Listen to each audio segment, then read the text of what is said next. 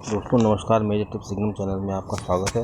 दोस्तों श्री राम जी के जो विचार हैं, उनके जीवन में जो घटनाएं घटी उस पर आधारित कुछ विचार हैं जो इस प्रकार हैं। दोस्तों उनका कहना है जो दूसरों के हित में लगे रहते हैं, ज़्यादा जो लोग दूसरों के हित में लगे रहते हैं उनका संसार में कोई अहित नहीं कर सकता। मतलब कहीं न कहीं से उनका हित हो जरूर जाएगा, चाहे उनका पिछले जन्म का कोई भी प्रारब्ध हो, लेकिन उसमें से कहीं ना कहीं से साख जरूर निकल आएगी।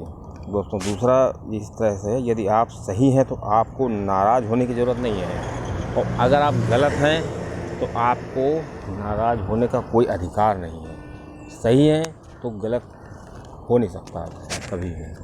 दोस्तों और श्री राम जी कहते हैं, यदि व्यक्ति सामने न हो तो उसको नाम से पहचाना जाता है। अगर व्यक्ति सामने नहीं है तो नाम से पहचान लिया जाएगा, लेकिन अगर व्यक्ति का नाम ही नहीं है तो उस व्यक्ति को कैसे पहचाना जाएगा। इसलिए व्यक्ति का नाम होना बहुत ज़रूरी है। दोस्तों और श्री राम जी का कहना है, उत्साहहीन, निर्बल और दुखों में डूबा हुआ व्यक्ति अगर कोई है तो अच्छा कार्य सोच ही नहीं सकता, अच्छा कार्य कर ही नहीं सकता। इसलिए मनुष्य को इन चीज़ों से बचना चाहिए, उत्साहहीनता, निर्बल और दुख, इन चीज़ों से। और इसमें सबसे बुरी बात ये होती है कि इन चीज़ों में जो डूबा हुआ व्यक्ति होता है वो धीरे धीरे दुख की गहराई में समा जाता है और उसकी सोच बदलने लगती है। दोस्तों अगला इस प्रकार है, किसी की वास्तविक स्थिति का ज्ञान उसके चरित्र और आचरण से हो जाता है। दोस्तों हम आपको पता होना चाहिए कि श्री राम जी का जो आचरण था वो उसकी कोई उपमा नहीं है, कोई उसकी उपमा नहीं दे सकता, और कोई भी ऐसा व्यक्ति नहीं आज तक हुआ जो उनके आचरण की बराबरी कर सके। दोस्तों तो वही चीज़ है कि अगर किसी व्यक्ति के आचरण इतने स्ट्रांग हैं तो वो दुनिया में वो सब कुछ पा सकता है जो उसको चाहिए और जो वो सोच भी नहीं सकता है। दोस्तों अगली चीज़ ये है कि चाहे चंद्रमा की सुंदरता चली जाए, हिमालय हिम रहित हो जाए और जलाशय में जल ही न रहे, दोस्तों इन सब चीज़ें असंभव हैं, लेकिन अगर मान लीजिए ऐसा हो जाए, फिर भी श्री राम जी का कहना है कि मैं अपने पिता का कहना नहीं टाल सकता। मैं जो अपना वचन दिया है या जो वचन देता हूँ उसको मैं पूरा करूँगा। दोस्तों ये कहावत भी है कि रघुकुल रीत सदा चल आई, प्राण जाए पर वचन न जाए। दोस्तों वचन के कारण ही इतनी बड़ी घटनाएं हो गई हैं उस युग में।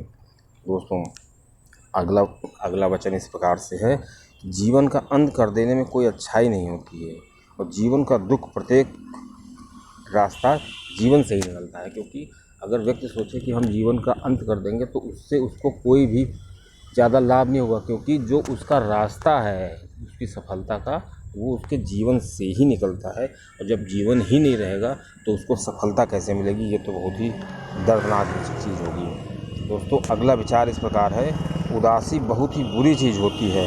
हमें कभी भी अपने मस्तिष्क का नियंत्रण उदासी के हाथों में नहीं करना चाहिए। अगर हमारे मस्तिष्क का नियंत्रण उदासी के हाथों में चला गया तो व्यक्ति उसी प्रकार वो उसको मार डालती है, जैसे क्रोधित सांप जो होता है वो किसी बच्चे को मार डालता है। इसलिए दोस्तों जो उदासी होती है, जो यह उदासीनता होती है, यह उदासीनता जब आती है जब हमारा कोई लक्ष्य नहीं होता है। तो इसलिए हमें अपना एक लक्ष्य बनाना चाहिए, और लक्ष्य जब हम बनाते हैं तो हमारे पास भले संसाधन ना हो तो संसाधन जो होते हैं हमको लक्ष्य के रास्ते में मिलते हैं।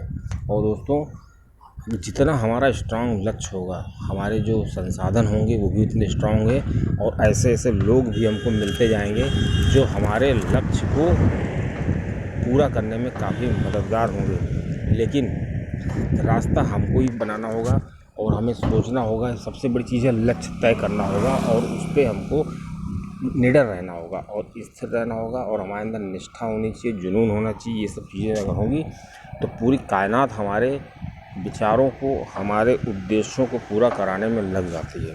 तो उसको ऐसा माना जाता है।